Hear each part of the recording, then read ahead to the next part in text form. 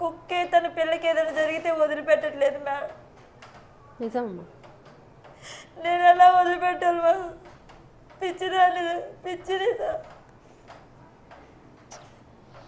అమ్మాయికి రోజు కాలేజీలో కూడా చెప్పారు, అమ్మాయి కనీసం మాట్లాడదమ్మా, ఎవరితో తల ఉంచుకొనే ఉంటుందని, అమ్మాయి డ్రెస్ సెన్స్ కానీ అంత పద్ధతిగా ఉంటుందని. అమ్మాయికి రాళ్ళు చేసి ఏదో ట్రాప్లోకి తెచ్చి ఇట్టని వల్ల చేశారు.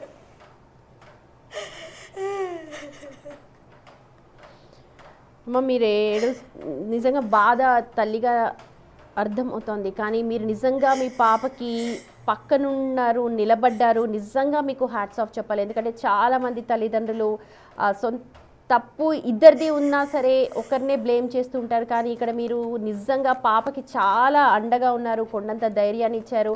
అండ్ పాప కనుక నిజంగా మీకు ఈ విషయాన్ని ముందే చెప్పుంటే ఇంత జరిగి ఉండేది కాదేమో. కాదు మేడం, ఎన్నోసార్లు కూడా చెప్పుకుంటూ చెప్పమ్మా అమ్మకు పిల్లలతో అసలు మాట్లాడొద్దమ్మా అని. వాడు ఏ మాటలు చెప్పి ఆ పిల్లని ఎట్ట చేశాడో తెలియదు, కానీ పిల్ల పిచ్చినా వాడు ఏ చెప్తే అది బొమ్మ కానీ బొమ్మకి కానీ ఏ స్పర్శ తెలియదు ఎట్ట మరీ వచ్చిందో.